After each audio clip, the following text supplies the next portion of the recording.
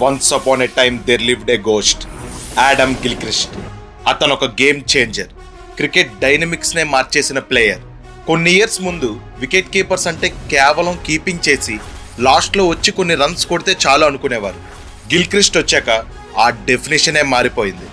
Opening చేసి runs కొట్టడమే కాకుండా power ప్లేలో ఒక విధ్వంసమే సృష్టించేవాడు.